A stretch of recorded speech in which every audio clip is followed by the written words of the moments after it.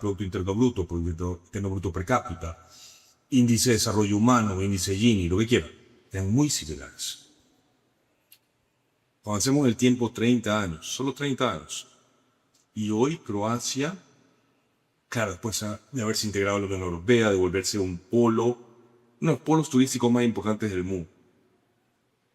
Croacia hoy casi que triplica al Ecuador en cualquiera de esas métricas. Croacia se volvió un foco de desarrollo y prosperidad y en Ecuador más estancados.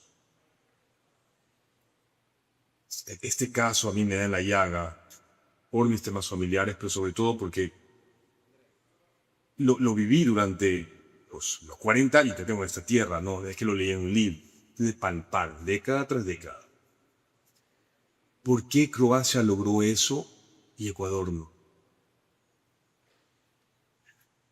Hace pocos meses viajamos a Croacia con mi esposa para que conozca la familia. Las raíces, fuimos a Omiš, un pequeño pueblito llamado Topići, donde venimos los Topići. Iniciamos nuestro viaje en Dubrovnik. Dubrovnik tal vez hoy es más conocido por Juego de Tronos, pero claro, fue asediado por los francotiradores y morteros serbios en la guerra y en su momento fue uno de los polos comerciales más importantes del mundo. La República de Ragusa, que así se llamaba en ese momento, en la época del Imperio de Venecia. Y con mi esposa íbamos caminando hacia el Palacio de Gobierno. Y justo en la puerta decía esto: Obliti privatorum publica curate. La frase significa dejar, así sea por un momento, los temas privados de lado y enfocarnos en los temas públicos. En la República de Ragusa los ciudadanos tenían que, por obligación, por lo menos una vez en la vida, por un mes, gobernar la ciudad. Y esto no era un tema, quiero ser enfático aquí, esto no era un tema de ego, de orgullo. Pero muchas personas se enfrascan en tener la foto con la banda presidencial o sentarse en el sillón de Olmedo. Ni tampoco era un tema de, como decimos aquí cuando hacen servicio muy militar, qué joda, qué pereza hacer esto. No, los ciudadanos de Dubrovnik lo hacían por honor y por responsabilidad hacia la ciudad, la sociedad que les dio tanto. Señores, hoy en Ecuador no le está pasando de él. O sea, uno hace recorridos y encuentra personas en un estado completo de desesperanza. El sentimiento generalizado en el Ecuador es un sentimiento de negativismo, de depresión. Y tal vez mientras más arriba uno va en los estratos sociales, ese sentimiento se transforma en un sentimiento de egoísmo, de qué me importis. Uno se enfrasca en proteger mi patrimonio, mi familia inmediata, y el resto vea cómo hace. No, señores, si muchos países lograron la prosperidad, en Ecuador todavía no la logramos. Es por los momentos más críticos, en vez de unirnos, en vez de dejar los temas privados por un lado y enfocarnos en los temas de nuestra comunidad, de nuestro país, nos separamos, nos aislamos. Hoy tenemos el abogado Nebot que, gracias a él tenemos esta conferencia, que debe unirnos, que debe hacernos sentir de qué tanto, por más éxito rotundo que tengamos en nuestras vidas privadas, cuánto le debemos a nuestra comunidad y tener un sentimiento de reciprocidad con nuestra comunidad. Señor, el alcalde Nebot ha dedicado 50, 60 años de su vida al servicio público y él hoy en día ya cumplió. Guayaquil hoy es vastamente, enormemente diferente al Guayaquil que era en los años 80 y eso es gracias a Febres Cordero y a Nebot. Y sin embargo, pese a que él ya cumplió, pese a que él no se va a lanzar para absolutamente nada en este momento, no tiene nada personal que ganarte, está aquí luchando y está aquí buscando inspirar en las nuevas generaciones. Que nos unamos, que la luchemos. Si el Ecuador va a salir de este hueco oscuro en que los encontramos, solo es peleándola juntos, solo es encontrando un sentimiento de responsabilidad para luchar por los que hoy no tienen quien luche por ellos. Señores, hoy les pido un fuerte aplauso, sí, por la abogado Nebot, que está aquí luchándole, inspirándolos, pero sobre todo, les pido un fuerte aplauso a los que están aquí sentados. Tal vez no vayan a ser todos, pero los que están aquí sentados y con las palabras del abogado Nebot se van a sentir inspirados y sobre todo se van a sentir obligados, que van a decir miércoles. qué puedo y qué debo hacer por mi país. Muchas gracias.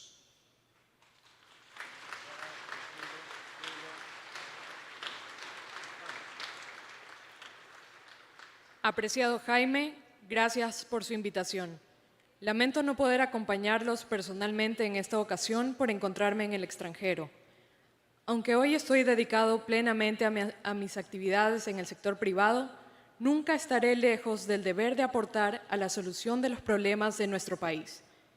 Ecuador necesita dejar de dividirse por ideologías y empezar a unirse alrededor de objetivos comunes: seguridad, salud, instituciones fuertes, inversión y justicia.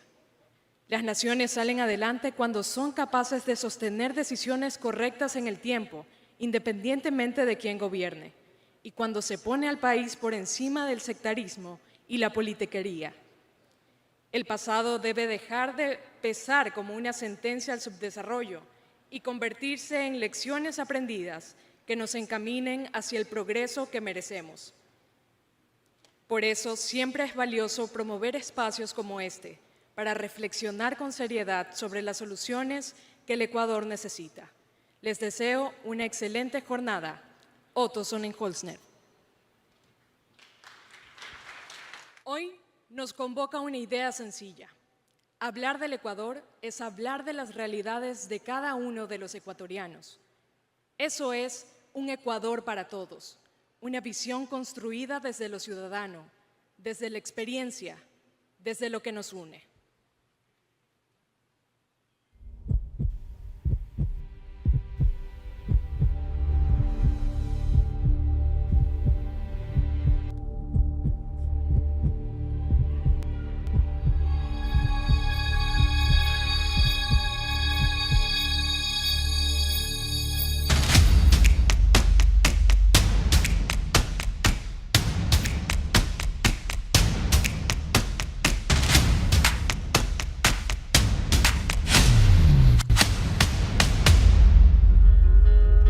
Somos más de la mitad de la población y merecemos las mismas oportunidades y el mismo respeto que cualquier persona. Cuando una mujer está segura, también lo está su familia.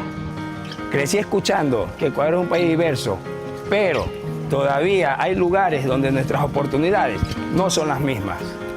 En nuestras comunidades seguimos esperando los servicios básicos y el apoyo a nuestras actividades productivas. No pedimos caridad, pedimos oportunidades humanas y legales, pero no lo hemos conseguido totalmente. Queremos trabajar aquí, emprender aquí, construir aquí, pero las vacunas y la falta de condiciones para crecer hacen que no nos arriesguemos. Nuestras muertes no son estadísticas, son familias que se desintegran. Agua, salud, crédito y apoyo a la producción no son privilegios, son nuestros derechos. Somos cientos de miles de personas sobreviviendo en este país y no se nos considera debidamente. No podemos acostumbrarnos a ser excluidos. El desarrollo a nosotros no nos incluye. No podemos seguir esperando indefinidamente que nos incluyan en este país. Queremos igualdad y seguridad. Necesitamos oportunidades, pero sin trabas. Exigimos la presencia real del Estado. No nos resignamos a un futuro sin oportunidades.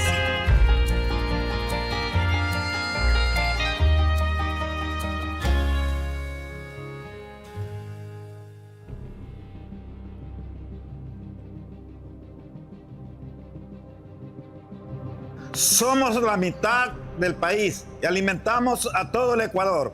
Invertimos, trabajamos y arriesgamos hasta nuestra vida. Somos quienes abrimos la puerta de nuestro negocio sin importar el día. Aprendí a trabajar la tierra cuando era niño con mis padres. Cada cosecha sigue siendo la apuesta. Salgo a pescar todos los días, pero como siempre, no progreso. Criar ganado es riesgo, paciencia y tiempo. Pese a esto, nos hemos quedado en el campo. Somos millones y hacemos de todo, pero para los gobiernos parece que no existiéramos. Nosotros asumimos solos la promoción turística de este país que amamos. Invertimos capital, generamos empleo y confiamos en el Ecuador. Pero necesitamos nosotros también estímulos y confianza. Lo que producimos se paga mal y al pueblo se lo vende caro. Nos niegan los insumos para producir más e importan en plena cosecha. Emprender un negocio es una necesidad o una ilusión, pero muchas veces no pasa de ser un sueño por la situación que vivimos a diario los ecuatorianos. Sin plata, sin seguridad, no hay turismo. Siempre hemos tenido problemas, pero hace algunos años la vacuna nos está obligando a cerrar. Nos roban, nos secuestran y hasta nos matan. Entre la falta de incentivo y el contrabando no podemos seguir adelante. Hay algunos que salen a pescar, pero no regresan. Y si regresamos, nos pagan mal la pesca. Sin seguridad, certeza jurídica y arbitraje internacional, se reduce la inversión nacional y extranjera. Un país crece cuando el trabajar y producir vale la pena. Sembrar maíz tiene que dejar de ser un salto al vacío. Necesitamos créditos y promoción internacional. Por favor, eliminen las trabas que nos impiden llegar a los mercados grandes. Queremos capacitación permanente y que las leyes que nos protegen se apliquen de verdad. Necesitamos tecnologías para localizar los peces y motores estacionarios. Necesitamos semillas de alto rendimiento para ser más competitivos. Que no se importen nuestros productos en cosecha, por favor. Pajuela para mejorar nuestra producción. Seguridad, por favor. Capacítennos y dennos las herramientas para poder emprender. Solo creciendo generamos empleo.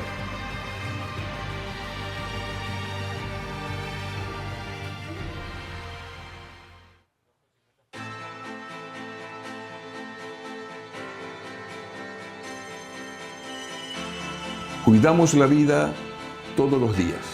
Los hospitales son nuestra esperanza, pero sin insumos y medicinas, nuestra misión fracasa. Yo quiero sacar adelante a mis estudiantes, pero no hay ni lo básico, peor Internet. A veces los padres de familia ponen de su dinero para arreglar baños, pupitres. Durante todo el día transporto a la gente pobre de las casas al trabajo. Gano menos y tengo más riesgos. Tengo 19 años. Quiero estudiar y ejercer una carrera aquí, pero ni siquiera puedo entrar a la universidad porque no hay cupo. Nos formamos durante años con la esperanza de aportar a la comunidad con conocimiento y con visión para un Ecuador mejor. Nos sobra voluntad, pero nos falta el resto. Ni las citas que da el sistema son oportunas. Estoy decepcionada, como mucho. Siento que perdí mi tiempo y el de mis padres. ¿Por qué todo sube menos el transporte? Cuando los profesionales se van de un país, ese país disminuye sus posibilidades de crecimiento. No podemos decir que estamos educando a niños y jóvenes si aceptamos que lo que ocurre es normal. Curarse es un derecho irrenunciable y el Estado tiene la obligación de que se cumpla. Se nos considera tan poco que ni siquiera se nos permite certificarnos. Mientras otros países avanzan, nosotros retrocedemos. Queremos revalorizar la educación. Así como lo hace la empresa privada, también el Estado debería de requerir nuestros servicios. Al igual que nuestros pasajeros, tenemos el derecho a progresar y trabajar sin miedo. Déjenos salvar vidas.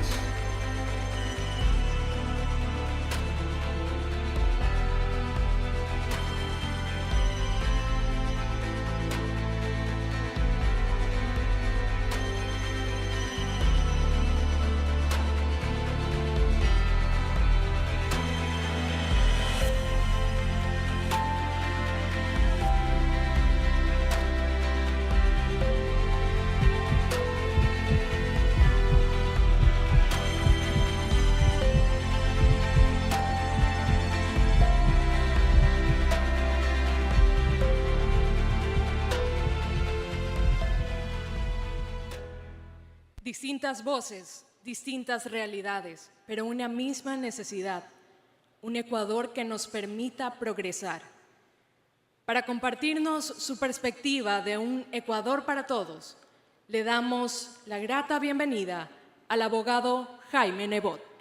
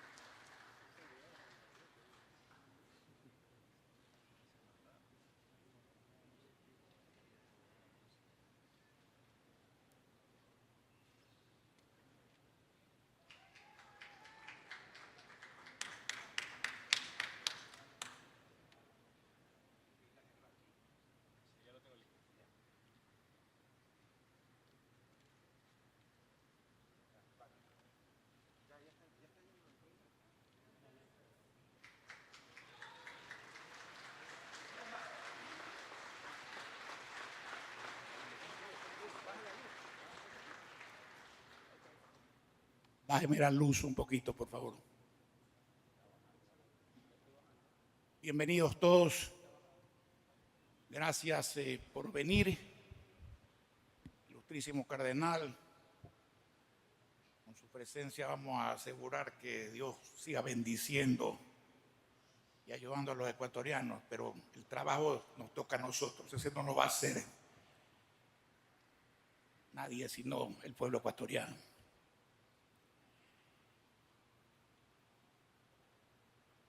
Yo no he venido a pedir nada para mí.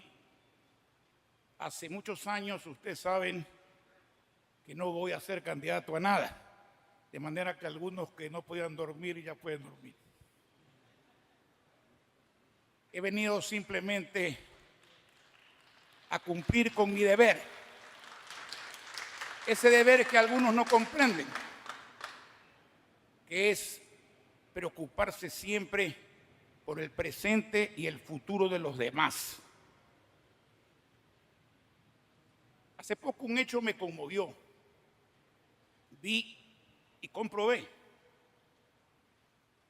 que el monto de dólares que envían los que han tenido que irse a sus familias, que han tenido que quedarse, es mayor. ¿Sí?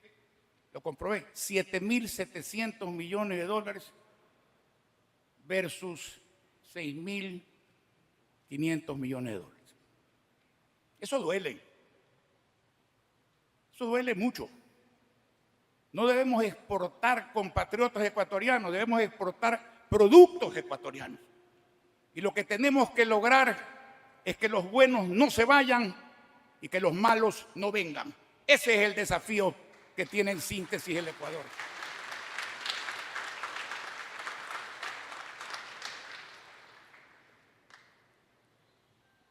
Preocuparnos del pasado es inútil, salvo que sea para rescatar éxitos o enmendar errores en el futuro.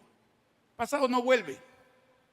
La salida que tenemos es mirar hacia el futuro, dejar de buscar culpables y encontrar soluciones. Hay que defender hasta con tosudez los principios de uno y mantener las diferencias civilizadamente. Pero al mismo tiempo hay que tener la inteligencia y la sensibilidad de dejar que las coincidencias fluyan para poder encontrar una prosperidad colectiva. ¿O es que acaso estamos en desacuerdo de tener seguridad, salud, educación, obras públicas y empleo? Y lo vamos a lograr. ¿Pero cuándo lo vamos a lograr? El día que gobernantes y gobernados derroquen ese muro que nos ha hecho prisioneros durante décadas de un modelo de Estado fallido, injusto, ineficaz, que vive del pueblo en vez de servir al pueblo. Hace 1850 años, el emperador romano Marco Aurelio, filósofo también, dijo una gran verdad. Si has vivido mal 40 años y alguien te pregunta cómo ves los próximos 40, ni estudies ni te demores en responder. Iguales o peores, salvo que se haga bien lo que antes se hizo mal. Así que pues empecemos a hacer las cosas bien. Yo creo que a todos los ecuatorianos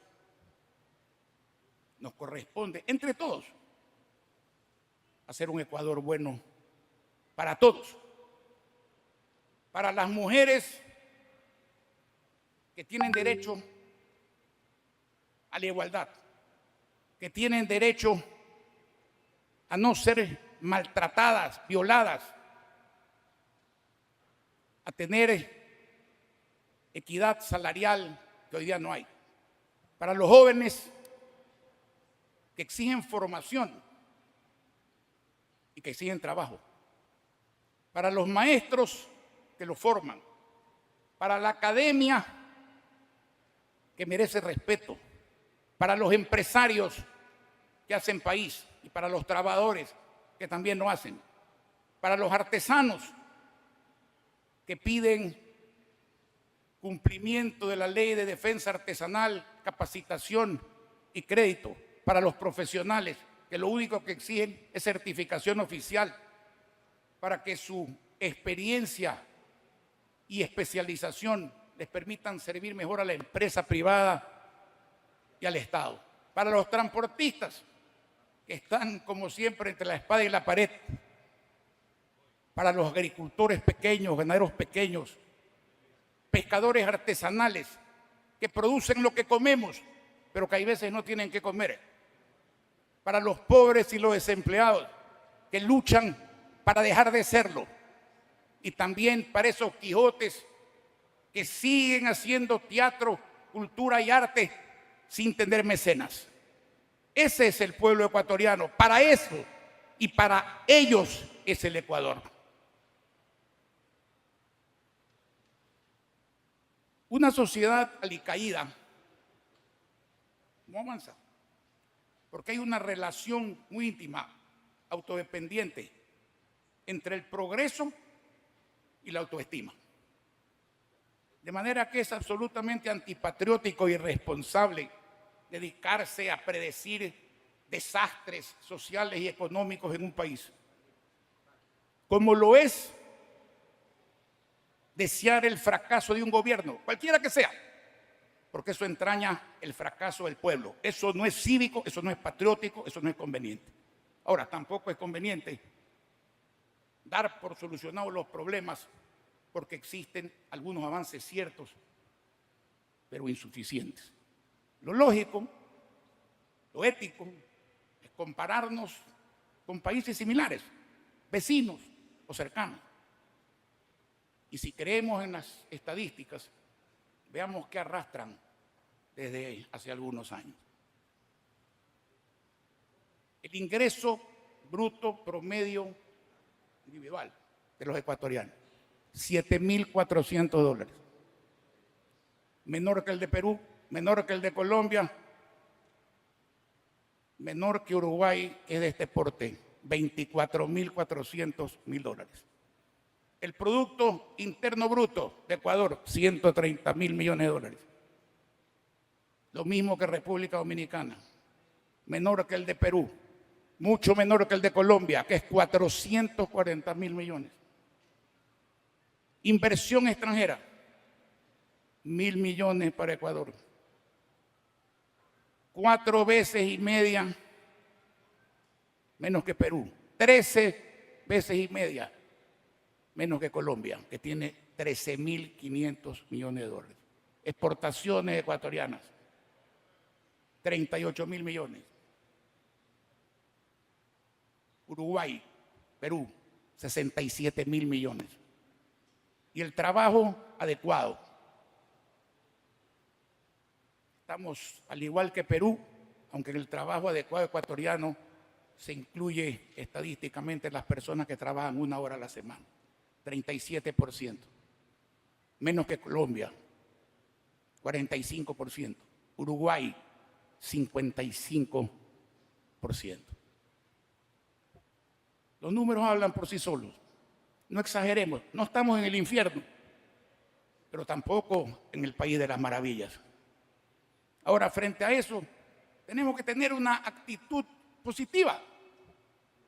Mirar el vaso medio lleno en vez de medio vacío.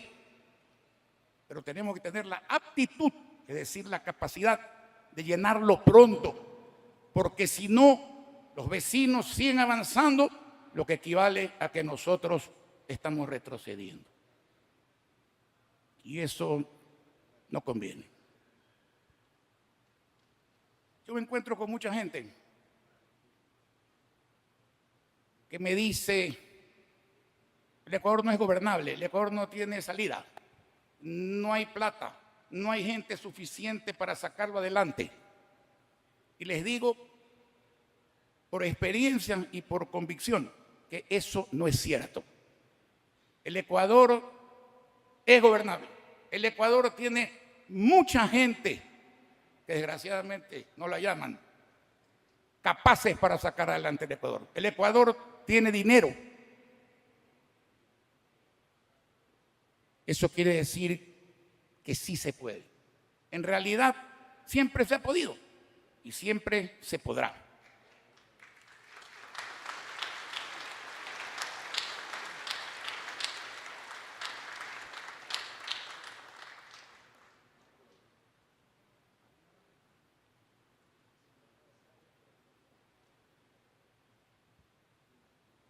Voy a hablarles de Guayaquil, y no para magnificar una administración municipal, sino precisamente para ponerlo como ejemplo de que sí se puede, o de que sí se pudo y se podrá. Guayaquil esperó 40 años para resolver 3 problemas que mucha gente pensaban que no tenía solución. Un aeropuerto, perdóname la palabra, asqueroso, vergonzoso. La falta de profundización, dragado y mantenimiento del canal de 98 kilómetros de acceso a los puertos de Guayaquil, que son puertos del país, estaba poniendo en riesgo la competitividad y el comercio internacional, no solo de Guayaquil, del Ecuador. Y el tema del agua potable, que hasta que salió León Febres Cordero y yo llegué al municipio, se recibía en tanquero en el municipio de Guayaquil, no digamos en los barrios populares de Guayaquil. ¿Y cómo lo resolvimos? A través de la inversión privada, concesiones y alianzas públicas privadas honestas y hábilmente manejadas. No pusimos $1 del presupuesto municipal. No pusimos un impuesto a los guayaquileños. No contratamos un empleado de más. Y el aeropuerto empezó no solo a transformarse en una instalación premiada internacionalmente muchas veces, sino que deja $35 millones al año a la ciudad de Guayaquil, que es el 50% y más del ingreso no regulado bruto del concesionario.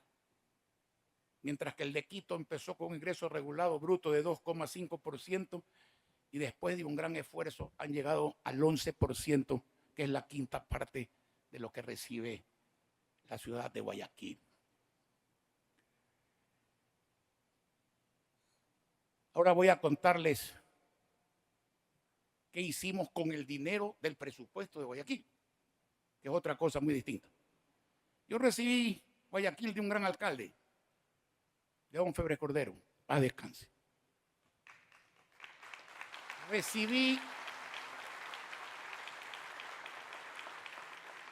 Recibí un presupuesto que apenas superaba los 100 millones de dólares el año 2000. Y nos sacamos la lotería, los guayaquileños y su alcalde, de tener por primera vez, primer año de dolarización, una inflación del 92%. O sea que el presupuesto, como que le hubieran puesto alumbre, se encogió. Lo recibí con 3.985 trabajadores. Y dejé 19 años después un municipio con más de 800 millones de dólares de presupuesto, sin contar dineros del ATM, donde quedaron 150 millones, los 300 y pico millones del aeropuerto, etcétera, etcétera, etcétera. Y lo dejé con 3.950 trabajadores. 85 dólares de cada 100 regresaron al pueblo en obras y servicios. Y apenas 15 quedaron para el gasto. Y mejor que yo se los recuerde o que se los cuente, es que lo vean. Porque uno se olvida. Hasta yo, siendo alcalde, me olvidé de lo que era la calle Pichincha, el basurero alrededor del municipio. Y ahora pienso que la plaza de la administración ha estado allí toda la vida.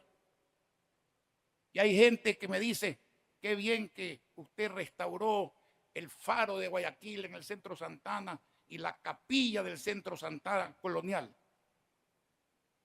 Mentira, no los restauré, los creamos. Ahí no había absolutamente nada. La historia dura poco si uno no la recuerda. Así que es mejor recordarla. Si el video está, lo ponen, y si no, se lo recuerdo.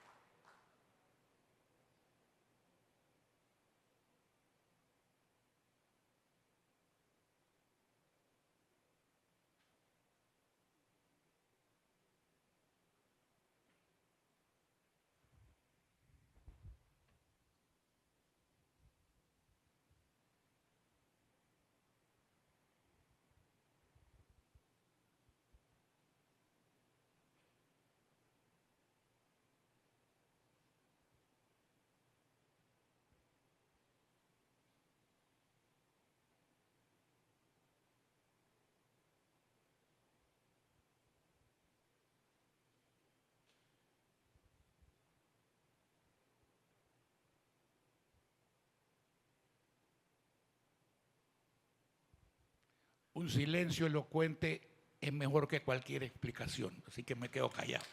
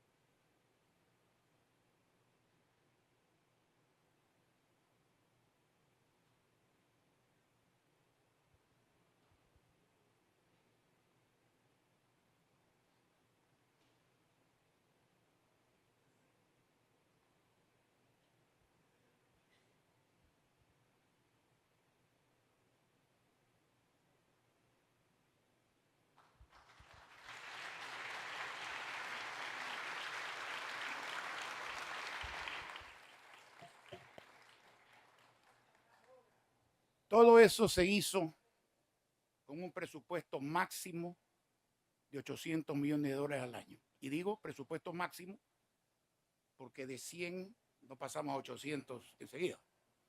El promedio debe haber sido $600 millones o algo así, porque crecimos rápido. $800 millones es mucha plata, pero todo es relativo. Para el gobierno central es apenas un mes de salarios. Esa es la diferencia entre un modelo de Estado local que invierte mucho y gasta poco, y un modelo perverso de Estado que gasta casi todo y que no invierte casi nada. Esa es la diferencia. La autonomía de las prefecturas y las alcaldías no puede quedar en letra muerta.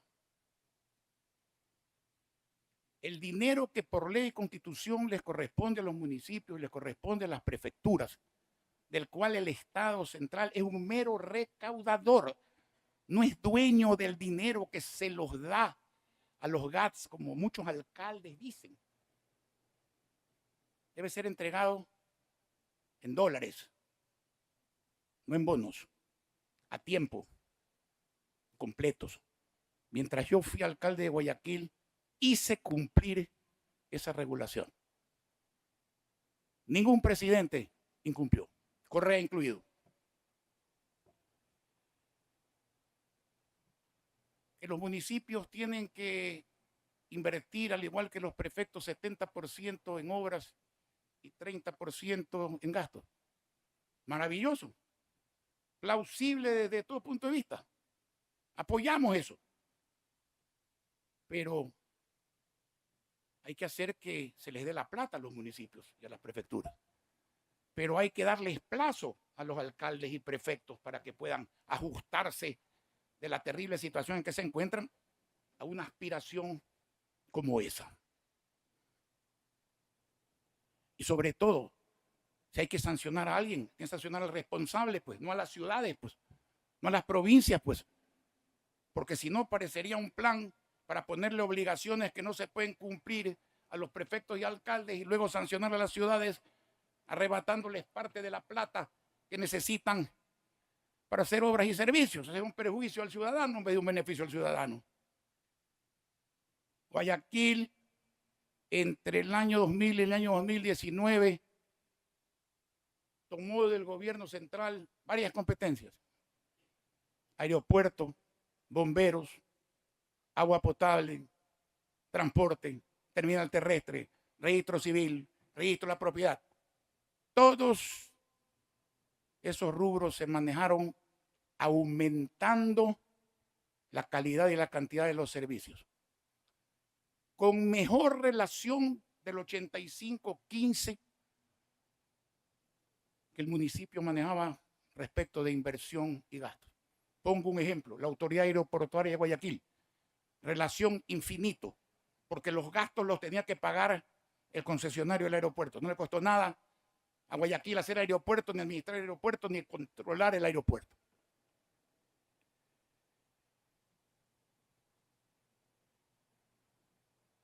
Eso hay que defenderlo. Eso hay que defenderlo. Hoy día, hablando de aeropuertos, hay una confusión geográfica. El gobierno nacional tiene pleno derecho de construir un aeropuerto en Taura, con su plata o con la que consiga de los concesionarios. Pero el problema es que Taura queda en el cantón Naranjal. Entonces el aeropuerto de Guayaquil se queda en Guayaquil y la plata que genera el aeropuerto se tiene que quedar en Guayaquil.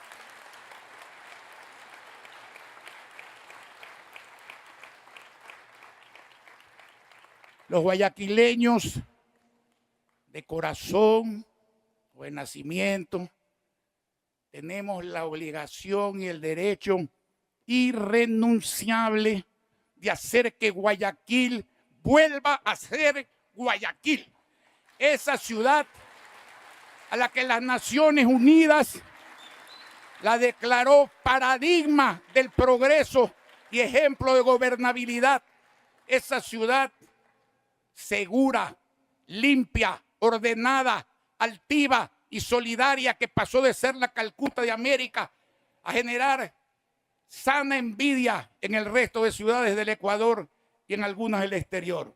Esa ciudad cuyos habitantes rebosábamos de autoestima, orgullosa de ser política y económicamente libre. Esa ciudad que se demostró a sí misma que podía hacer que su gente viva bien, que tenga autoestima, y que le demostró al resto de ciudades del país que sin excepción también pueden lograrlo. Esa ciudad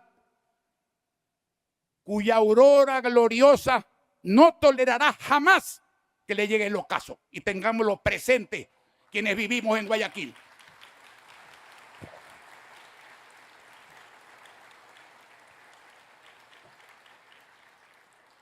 Vamos a hablar ahora de nuestro país desde otro ángulo, y es el ángulo presupuestario.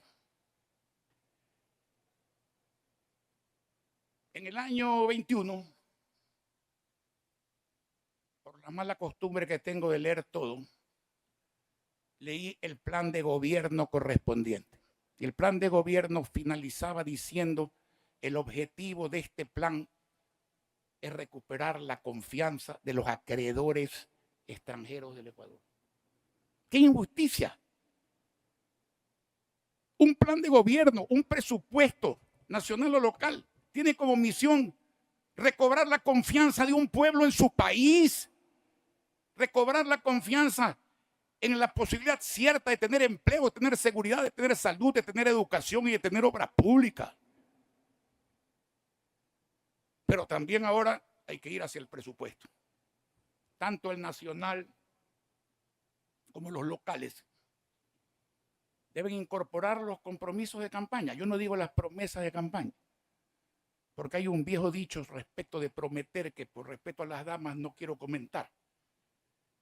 Uno tiene que tener compromisos con el pueblo, que es distinto. Esos compromisos tienen que incorporarlo en el presupuesto. Y tienen que darle paulatinamente, pero fundamentadamente, una prioridad a la obra pública respecto al gasto. No se puede hacer todo en un día, pero el camino hay que recorrerlo. Y cuando alcaldes, prefectos, presidente, el presidente no responde por estas cosas, responde el ministro de Finanzas, de acuerdo con la Constitución. Hace un presupuesto,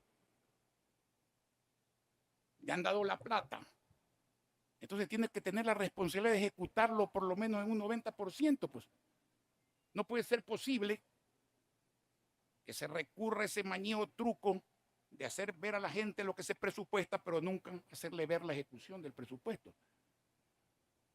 Entonces hay que borrar de la administración pública esa costumbre de subejecutar los presupuestos y de cambiar a su arbitrio las partidas para hacer en el fondo lo que les da la gana. Y la falta de transparencia de eso tiene que ser sancionado con la destitución del alcalde, del prefecto, del ministro de Finanzas que haga eso, se preste para eso. El presupuesto del Estado ecuatoriano se ha multiplicado por 4 veces y media en los últimos 20 años. El de este año vale 46.000 millones de dólares. Entre plata propia y plata ajena, pero la ajena hay que pagarla, o sea que también es propia. ¿A qué se debe? Muy sencillo, salvo excepciones porque los empresarios privados también quiebran de vez en cuando. En la empresa privada uno hace un presupuesto y dice cuánto tengo y dónde lo invierto. En el Estado, y también hay excepciones porque hay gente que maneja bien el Estado, la asunción es otra. ¿Cuánto quiero gastar y a quién le saco la plata? ¿Y a quién le saco la plata? Al pueblo. Ese es el problema. Por eso es que hay que preguntarse cuánto ha recibido el pueblo ecuatoriano en obras, cuánto ha recibido el pueblo ecuatoriano en seguridad real, en salud real y en educación real. Y no me refiero a este gobierno, esto tiene 50 años que se hace.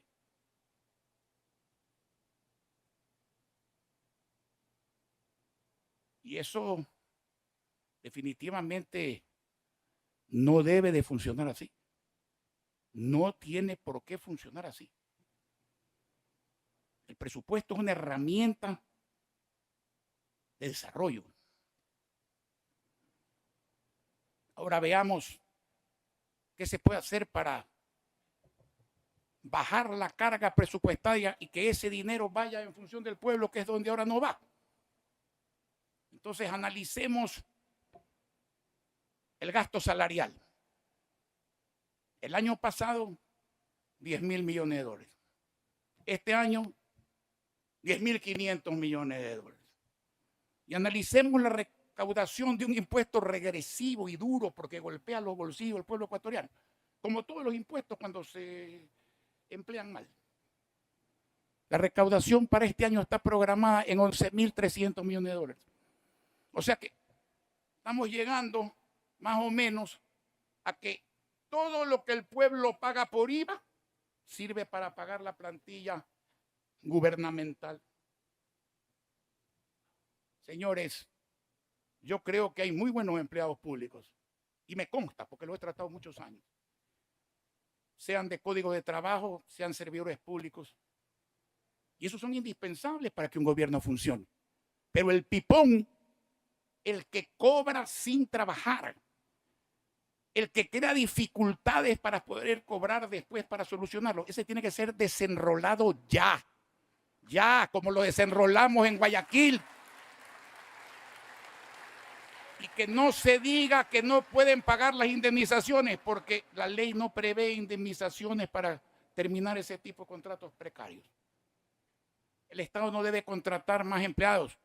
El Estado debe hacer que se cree empleo afuera para todos, no adentro para algunos. Los subsidios. El subsidio es una herramienta de trabajo temporal. Aquí hay algunos macroeconomistas que dicen, palabra subsidio, un pecado. Estados Unidos le disgustan los subsidios ajenos, pero gasta 1.000 millones de dólares al día en subsidios propios. El maíz subsidiado americano que viene aquí a competir con el maíz ecuatoriano tiene transgénicos y al pobre agricultor no lo dejan sembrar transgénicos. Entonces los subsidios hay que emplearlos bien o emplearlos mal, pero no es una mala palabra. Y aquí deben permanecer los subsidios al transporte público. ¿Y por qué subsidio al transporte público? Por una razón sencilla. Los transportistas tienen razón, y aquí oí a uno decir todo sube menos el transporte. Tienen razón. El problema es que los ciudadanos también tenemos razón, pues. Y la economía ecuatoriana no permite subidas para pagar el transporte en el precio del caso. Entonces, ¿qué hay que hacer? Mantenga el subsidio para el transporte público o bájele los impuestos a las llantas, a los repuestos, a las baterías, a las carrocerías, pues para que la gente... Eso es manejar un subsidio con criterio. Y también hay veces hay que entregarle subsidio a grandes empresas para no perder la competitividad en el mercado internacional y no perder empleo y no perder divisas temporalmente hasta que se recuperen. Pero todos los demás subsidios deben desaparecer. Deben desaparecer. Entonces viene el problema de la deuda externa. Yo diría de la deuda pública porque a la gente interna también hay que pagar, digamos, pero en todo caso vamos a analizarlo. Cualquier endeudamiento responsable tiene dos características. Uno, endeudarse para progresar. Uno se endeuda para invertir, producir, pagar, se hace un círculo virtuoso. Y la otra es que el deudor tenga capacidad real de pago. La deuda pública ecuatoriana ha crecido 7 veces en 20 años. Está en 93.100 millones de dólares de acuerdo a las estadísticas. Yo creo que hay 12.000 millones más que al seguro no se los reconocen todavía porque no tiene las auditorías.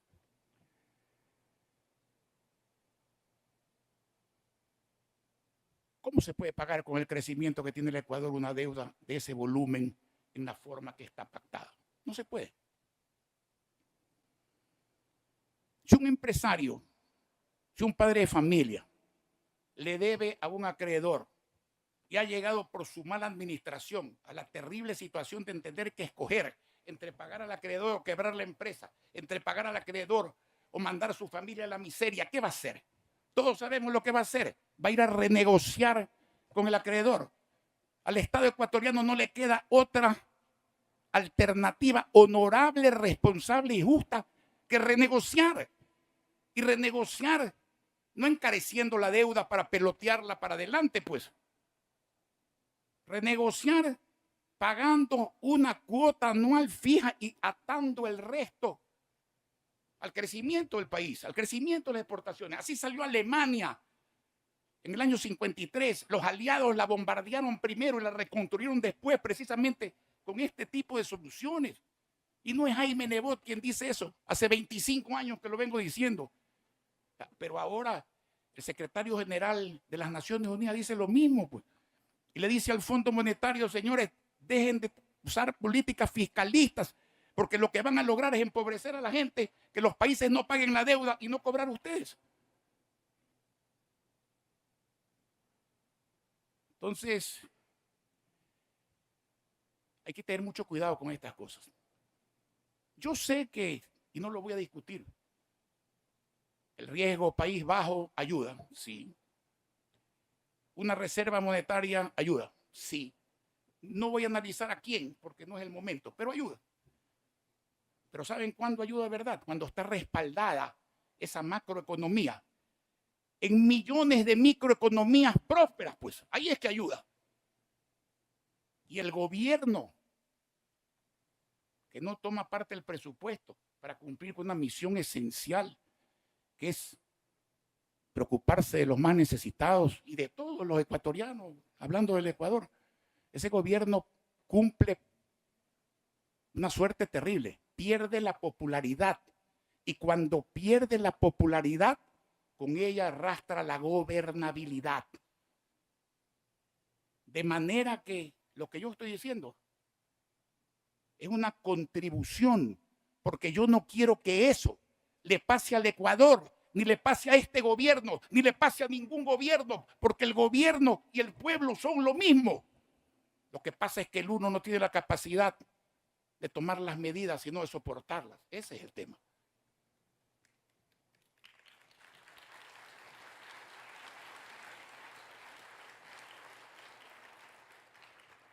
Pero bueno, también hay que hacer algo para generar empleo y más divisas en el sector público y en el sector privado, más bienestar. Y yo empiezo por decirles algo que es de sentido común. El Ecuador, todo Estado, necesita un Estado austero que invierta en el crecimiento económico y social de sus ciudadanos. Y una empresa privada responsable, fuerte, que crezca todos los días, sin ataduras y con flexibilidad laboral. Todo eso enmarcado en varios mecanismos. Eficiencia administrativa, conciencia social, seguridad y certeza jurídica, capacidad de gestión y decisión política para transformar las cosas. Así se genera empleo. El resto, yo te prometo, busca quien te dé. Analicemos el petróleo. El año pasado la exportación de crudo arrojó 6.950 millones de dólares. Pero la importación de diésel, nafta y otros derivados, 6.300 millones de dólares. Casi lo mismo. ¿Cuál es el desafío? Producir más, pues, y exportar más y refinar más petróleo. ¿Cuál es la noticia más grave? Que Petroecuador, que algún día tuvo 450.000 barriles diarios de producción, ahora tiene 350.000. Entonces todos los alicaídos dicen, el próximo año vamos a tener 200.000. Bueno, depende de qué hagamos, pues. Porque yo les voy a poner un ejemplo, el de Colombia, el de Ecopetrol. Hace muchos años era una empresita de este porte, corrupta y mal administrada. Entre el año 2006 y el 2011 duplicó su producción, fue de 350.000 barriles a 700.000 barriles. Hoy día tiene 750.000 barriles. cotiza en bolsa colombiana, cotiza en bolsa internacional, emite bonos nacionales, emite bonos internacionales, tiene contabilidad auditada y una gran capacidad de refinación. ¿Por qué no podemos hacer lo mismo en el Ecuador? Yo le voy a decir por qué no podemos hacer lo mismo en el Ecuador. ¿Usted sabe cuántos gerentes ha tenido Petroecuador en los últimos 8 años? 22. 22. Aquí hay empresarios privados. Dígame qué empresa puede subsistir con 22 gerentes en 8 años. Ahí está el resultado. Si solamente se duplicara la producción, no 500.000 barriles más como alguien prometió y redujo la producción, sino 350.000 barriles. Eso significa casi 6.000 millones de dólares al año nuevos que ojalá se inviertan en la gente, pues que es donde tienen que invertirse. O sea que no se puede, no, sí se puede. Y no estamos hablando de Alemania, no, señor, estamos hablando de Colombia. La parte energética, energía eléctrica. ¿Para qué voy a hablar de eso? Todos sabemos lo que pasa y lo peor de todo es la incertidumbre porque no sabemos si se va a agravar o se va a mejorar. ¿Y cuál es la solución? Sencilla. Libertad para que todos los empresarios públicos y privados del Ecuador y del mundo puedan invertir en cualquier tipo de energía sin tope y sin la obligación de venderle la producción al Estado, sino a los clientes, como ocurría aquí hace 50 años cuando uno recibía las planillas de la empresa eléctrica del Ecuador. ¿Acaso que el Estado le daba energía y luz a las empresas?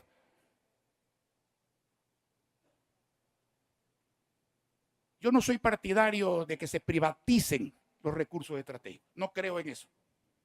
Pero sí creo, precisamente por lo que pasa en Petroecuador, y no solo en Petroecuador, desgraciadamente,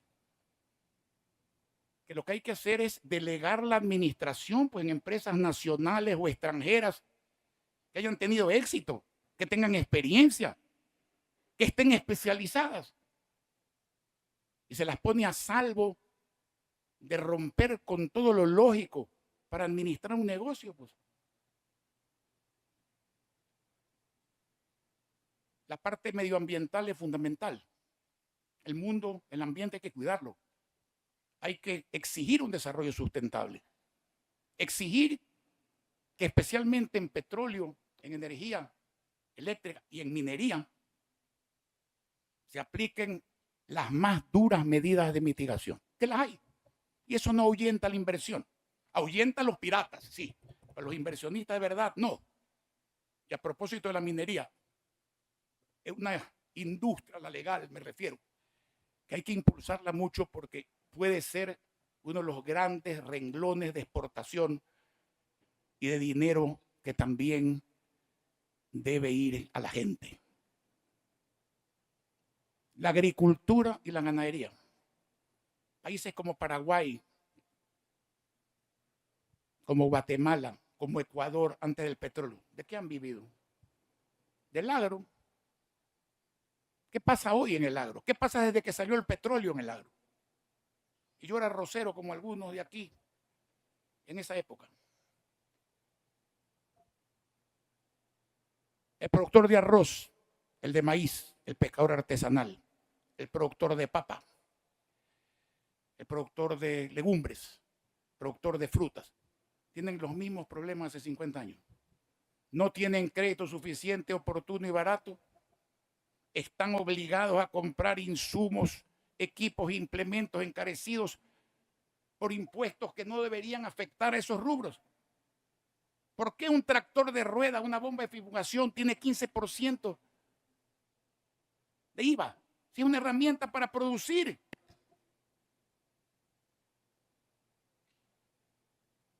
El agricultor pequeño, ¿qué necesita? Semillas de alto rendimiento para producir más.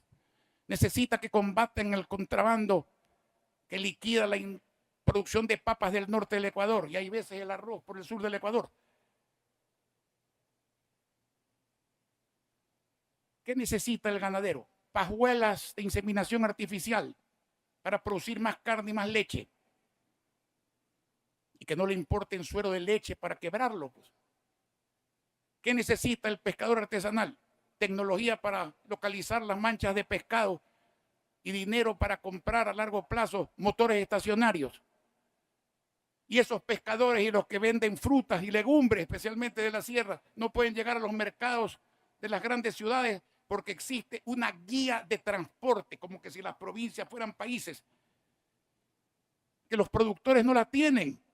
Entonces están en manos de explotadores que le dicen te pago tanto por la producción y si no me la compras hoy, saben que se pudre mañana. Eso no se puede cambiar. Yo hay veces pienso que en este país está permitido todo menos lo que se debe.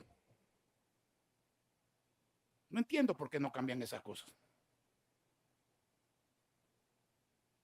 Con el 2% y menos del presupuesto, 2%, con $2 de cada 100 que llegan al Estado de plata propia o ajena, se soluciona todo esto.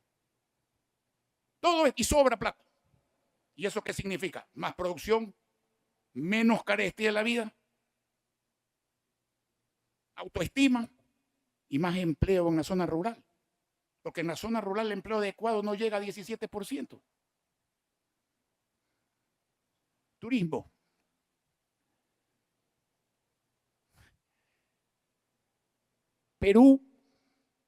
Colombia y República Dominicana, 11.000 millones de dólares al año en turismo. Ecuador, 3.000 millones. ¿Por qué? Seguridad.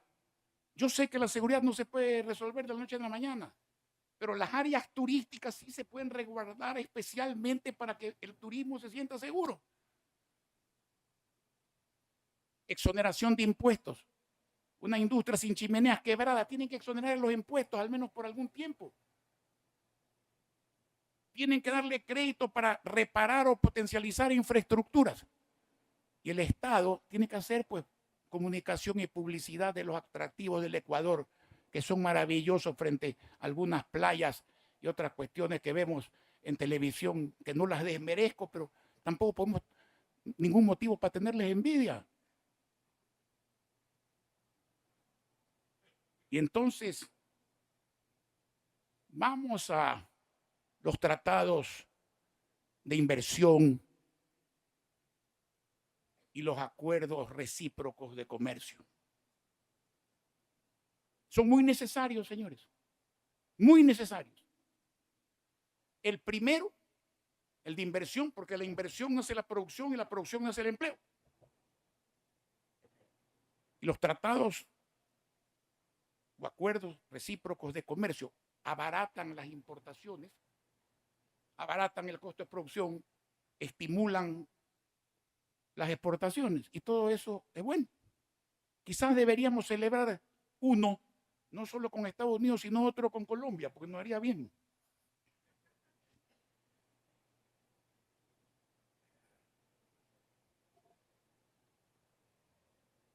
Yo pienso realmente que el Ecuador tiene mucho futuro. El problema es que este es un país muy rico, generalmente, salvo excepciones, muy pobremente administrado. Ese es el problema del Ecuador. Para finalizar, quisiera analizar 3 graves problemas que tiene el país. Por eso lo dejé para el último. Y entre los 3 voy a dejar uno al final. Seguridad. Yo no desconozco intenciones ni esfuerzos. No es justo no reconocerlo. Yo creo que los operativos nacionales e internacionales son correctos y que no vengan aquí con soberanía. ¿Qué soberanía es más importante que la paz? Ninguna.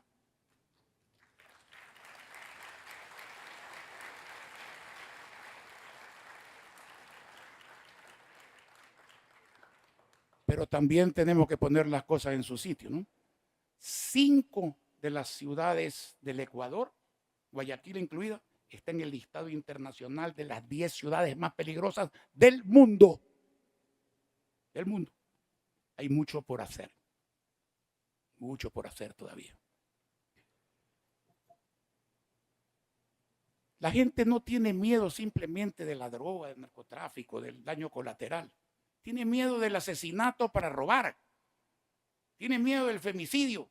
Tiene miedo de la violación. tiene miedo del secuestro que se ha industrializado y tiene miedo a la vacuna, que ya es un problema gigantesco. Esos delitos son graves. Esos delitos deben ser juzgados de manera tal que se vayan acumulando las penas y que por reincidencia lleguen realmente a la cárcel de por vida. Y no deben haber medidas sustitutivas en el juzgamiento de esos delitos.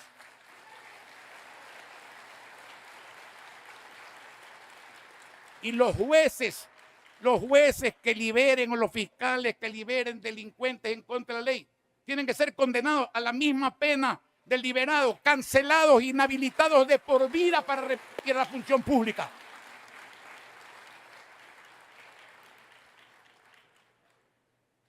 La policía, señores, y aquí hay distinguidos excomandantes generales de la policía que saben perfectamente lo que hablo. La policía, solo con policías no hay seguridad, señores. Sin policías tampoco hay seguridad. Pero si a la policía no le ponen dinero para profesionalizarse, capacitarse tecnológicamente para hacer inteligencia, si no le ponen dinero como lo poníamos con la empresa privada durante muchos años, y conozco eso de memoria, no son solo vehículos, no tienen gasolina, no tienen aceite, no tienen llantas, no tienen choferes, no tienen radios, no tienen GPS. ¿Cómo puede funcionar la policía así, señores? Necesitan el apoyo del gobierno, pero hay un apoyo indiscutible, el apoyo moral. ¿Cómo pueden sancionar y enjuiciar a un policía por hacer uso legítimo dentro de la ley de su arma de fuego en defensa de la vida de la comunidad?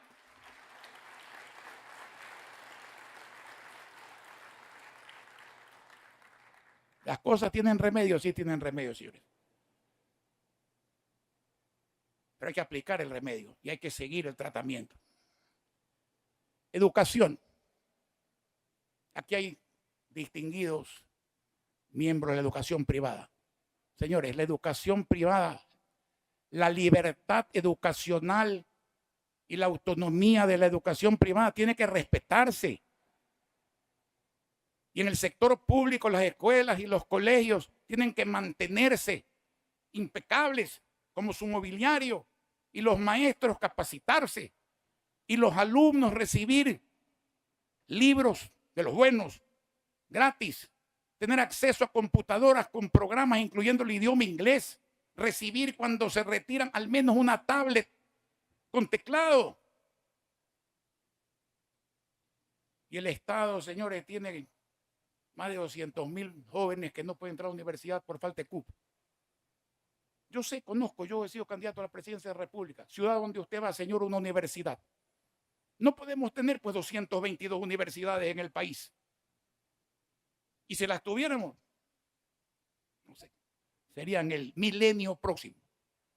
Pero se puede hacer enseguida un convenio con las universidades privadas y ciertas públicas que tienen estructura suficiente y capacidad ociosa en materia tecnológica para pagarles una cantidad de dinero para que ellos den educación a distancia gratuita a esos jóvenes en todo tipo de carreras y muy especialmente en las carreras que demanda el momento. Y hago énfasis en esto. Alguien decía, mientras los políticos juegan al pepo en la playa, se avecina un tsunami. ¿Cuál es ese tsunami? La inteligencia tecnológica está creciendo 100% en 12 días. Se duplica cada 12 días. El colapso del empleo cualificado que se anunciaba para 1935, ahora lo pronostican en Silicon Valley, Singularity University. No estamos hablando de escritores fantásticos, ni mucho menos. Para el año 2028. ¿Qué medidas se toman para eso? Y si se toman medidas, señores, los jóvenes, que son el presente y el futuro, los vamos a poner a la cola del desarrollo. Y por último, y lo dejé para el último, la crisis de salud, señores. El miedo a la delincuencia. Nosotros, los afiliados, somos los dueños del dinero del 21% de nuestros sueldos privados y públicos no vaya a la caja chica del gobierno, sino que vaya directamente al seguro, pasando primero por una inversión en la economía ecuatoriana, como fue en su momento, para convertirse en atención a la salud digna, en pensiones jubilares dignas y en préstamos quirografarios e hipotecarios que antes movieron la industria de la construcción del país. Todo tiene solución, señores. Y para no cansarlos, una última reflexión. Los ciudadanos tienen que recuperar, siendo solidarios, tienen que recuperar su individualidad, su personalidad. No pueden dejarse envolver, amilanar o ser víctimas de esos paraguas grupales que les anulan la capacidad de pensar y de actuar. Y no me refiero a las ideologías, por si acaso. Las ideologías pueden ser convenientes e inconvenientes, pero jamás perversas. Me refiero al imperio de la calumnia, de la desinformación y de la banalidad. La política degenerada, esa, degradada, es la que nos desune. El civismo nos une. Por eso es que hay que ciudadanizar la política y no politizar la justicia. Los partidos políticos deben servir para defender a los ciudadanos de los problemas que los aquejan, para canalizar opiniones coincidentes o divergentes en función de solucionarle a los ciudadanos esos problemas. La gente lo que quiere es vivir bien y tiene pleno derecho de vivir bien. Y los partidos tienen que acostumbrarse a servir a la gente, no a servirse de la gente. Tienen que entender eso. Y por no haberlo entendido, es que mucha gente confunde la política con la politiquería. Y quien paga la planilla de eso es el pueblo ecuatoriano, no los políticos ni los politiqueros.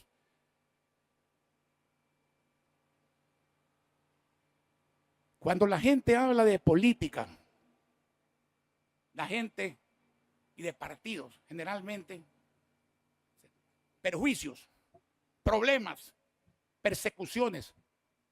Tenemos que cambiar esa realidad, señores, o esa percepción, haciendo que cuando piensen en eso, piensen en patria, piensen en paz, piensen en progreso, piensen en palabra, que aquí se ha perdido. Ciudadanos, ustedes tienen en sus manos y no en otras el futuro de sus familias y de su país. Por Dios, vuelvan a actuar. Ustedes son los dueños de la democracia, los dueños de la libertad y los dueños del Ecuador y nadie más. Señoras y señores.